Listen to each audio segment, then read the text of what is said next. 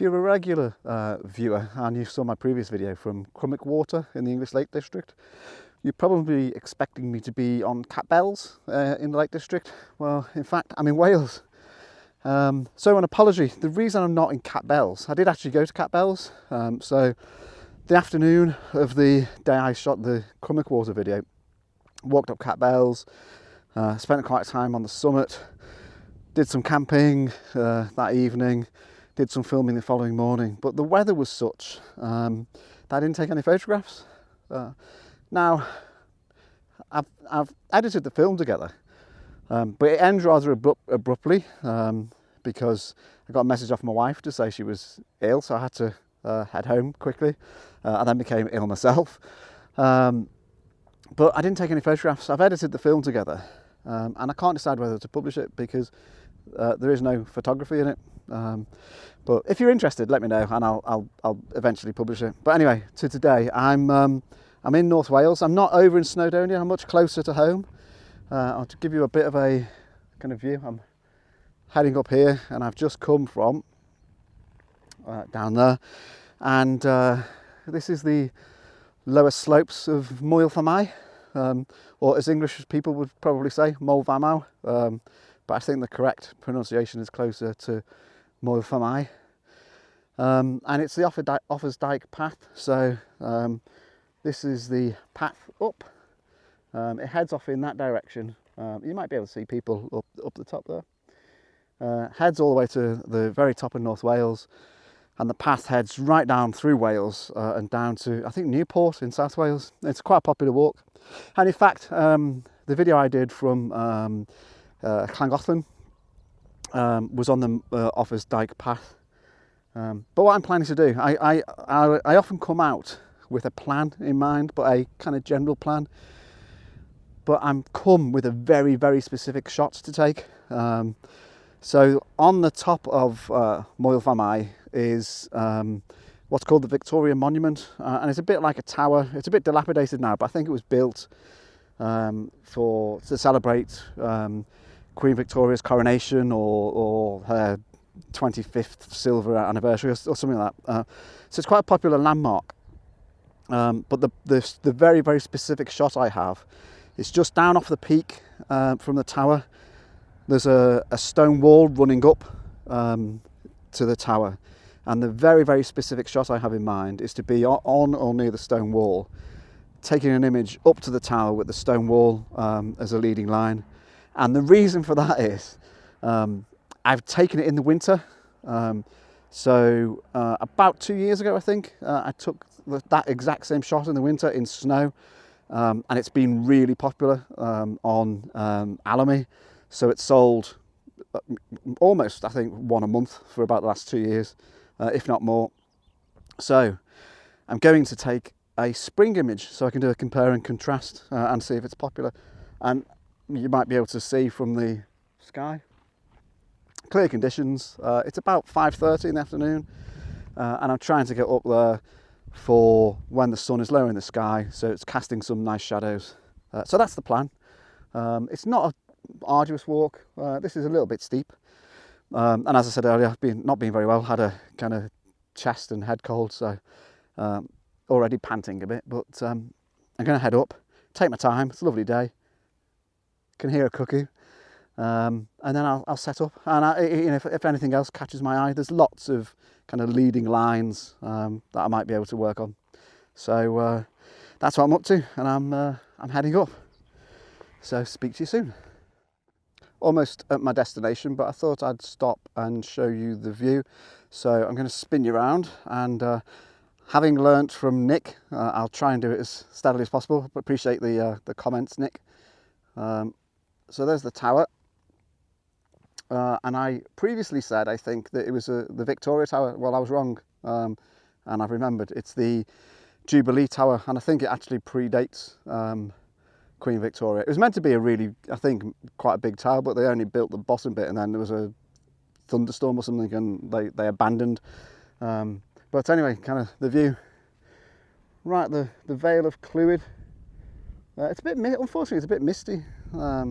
But on a clear day, you can see Seattle. And on a clear day you can see a long way. But I've come up over that hill, so my car is down on the other side of that hill, and there's a bit of a cairn here. I did think about trying to take an image with the cairn, and there's a nice big moon, but I don't think the composition works fantastically well, although it might be quite nice to come and do it when all this heather is in bloom.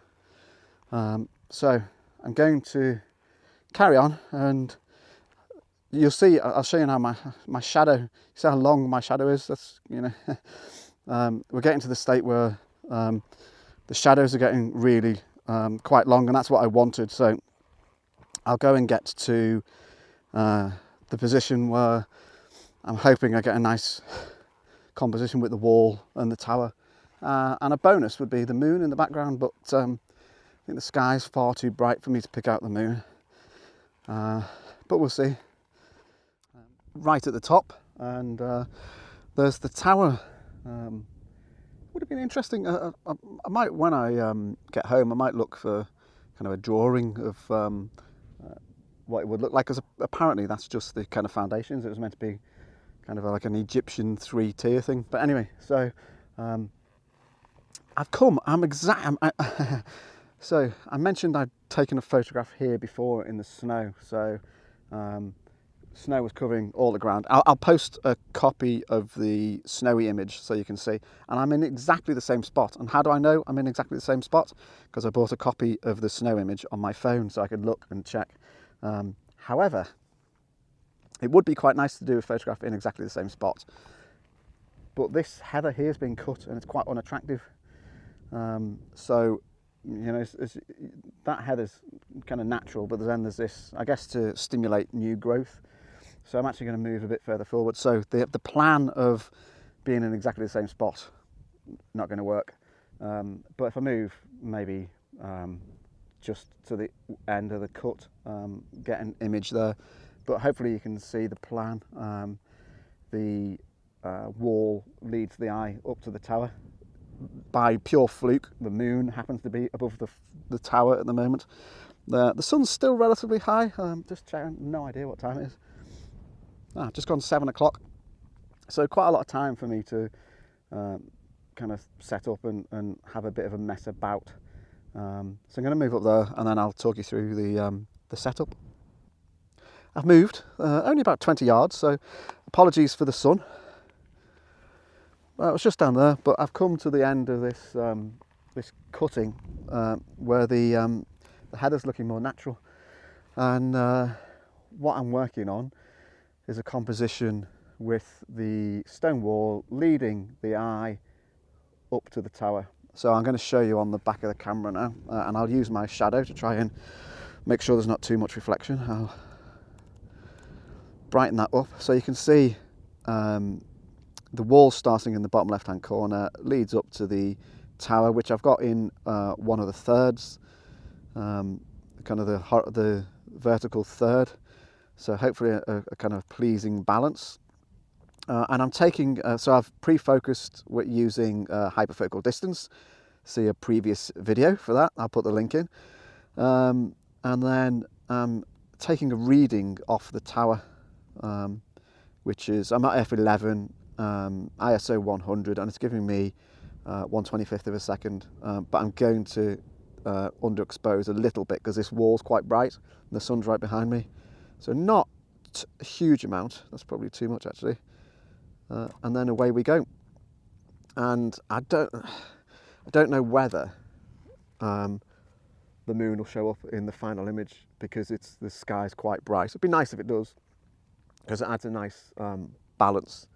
I've got the polarizer filter on just to give some blueness in the sky. The polarizer fell to pieces in my hands as I was trying to put it on, so I've kind of botched it back together. But if any filter companies happen to watch and they'd like to send me a polarizer to test, because that one's just broken. And then I've got a graduated filter on, just dropping down onto the horizon, soft edge, just to take again some of the brightness out of the sky. And that's quite a simple composition. The challenge I'm having now it's because the sun is quite low behind me. You can probably see my shadow is falling quite in the image. So I've had to kind of raise my composition up slightly just to try and keep my shadow out of the way. I'm hoping as the sun moves that way, my shadow moves out of the way. But I think what I've got so far, I think is okay. Might look quite nice. There's a plane with contrails going over. I don't want that in the image. But what I'm waiting for is the moon just to be on the edge of the tower, because I think that'd be quite a nice balance. So maybe another 10 minutes or so. So I'll take that image, and then once I've done that, I'm going to have a little bit of a wander around and see if I can find any other nice compositions. Oh, I can hear red grouse calling as well, just over in that direction. So I've heard cuckoos and all sorts of moorland birds, wheatears and so on and so forth. But red grouse have been calling over there. So nice. Nobody else about either. Perhaps it's gone home for their tea. Oh no, someone on the tower. I'll wave. They won't wave back. I've moved a bit.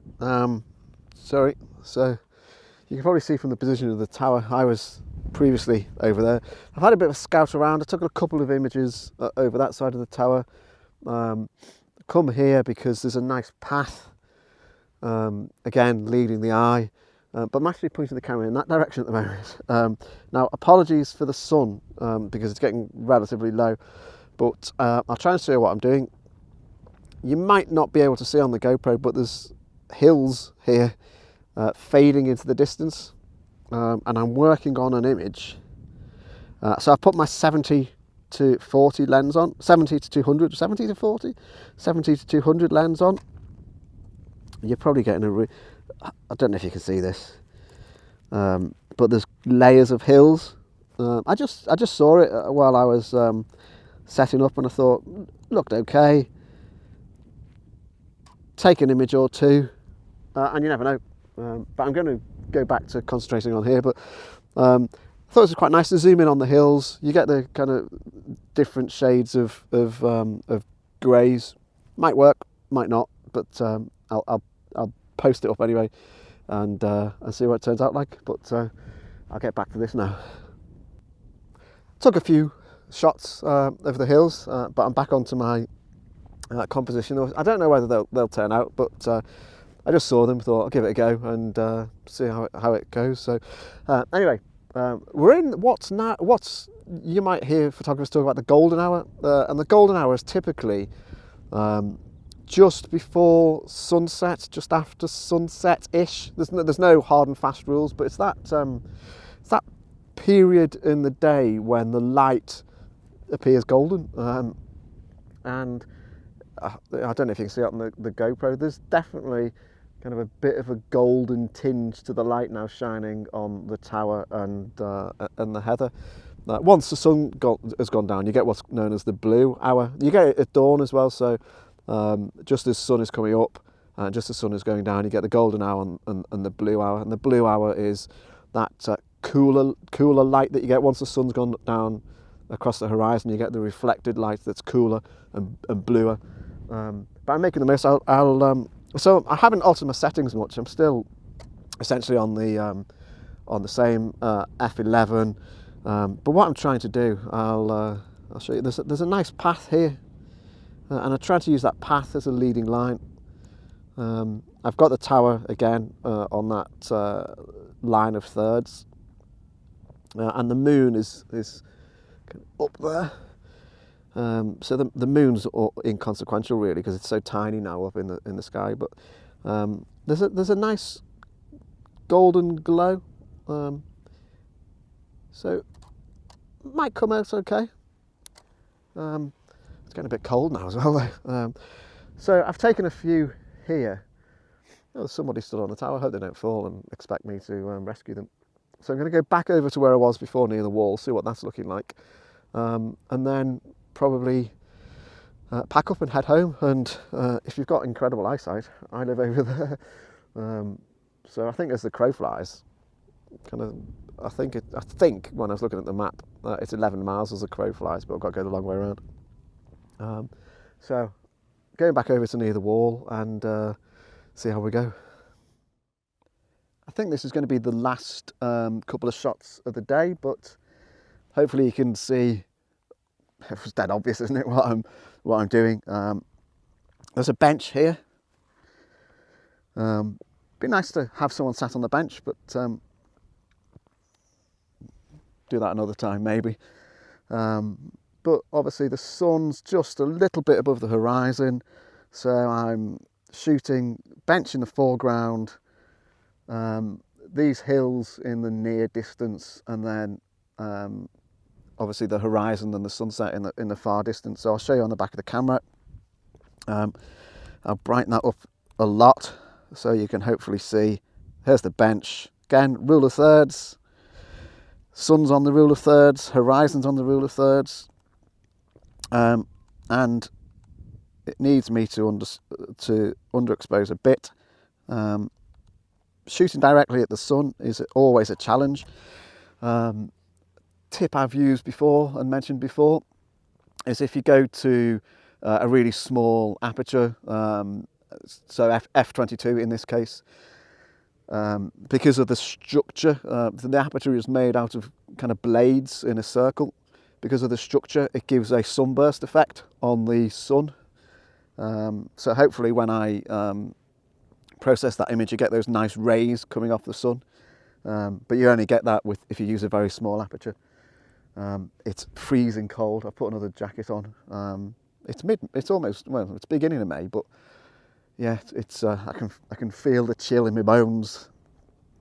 So might wait for the sun to go down a little bit more, then I'll be done. Then it's probably an hour walk back to the car, and then 45 minutes home. But I'll have a chat with you on the way down. Cheers. I'm on my way back down, but I thought I'd better film this before it's too dark. So sun is just setting over the horizon. It's pretty spectacular, but I've got probably about an hour walk back to the car. So it'll probably be dark by the time I get there. So I thought I'd say my thank yous before it's too dark for you to even see me. So hope you've enjoyed the trip to Moel Famau and to see the Jubilee Tower. Hopefully the images turn out quite well. It's all about kind of leading lines and composition, so hopefully it comes. And I apologise for the shaky video now, but it's quite rough underfoot. So I hope you've enjoyed that. Love to hear some comments. I say this every time, but I really do like getting the comments because it's nice to have that kind of interaction. Making the videos is all one way, me talking to the camera, but the comments is the interaction I get. So please do leave a comment, and thanks to all the new subscribers. Really great. And I'm going to try and do a wallpaper download. So I'm just testing it out. But what I'm going to try and do is give you a link so you can download some free desktop wallpaper of some of my images. So thanks for tuning in, and hope to see you in the next one. Oh, and don't forget, let me know if you want to see that part 2 video from the Lake District. As I said, no photography really, just me out on the hills. But let me know, and I'll see if I can edit it so it's short, but has something of interest in it. Cheers, a final cheers. See you, bye.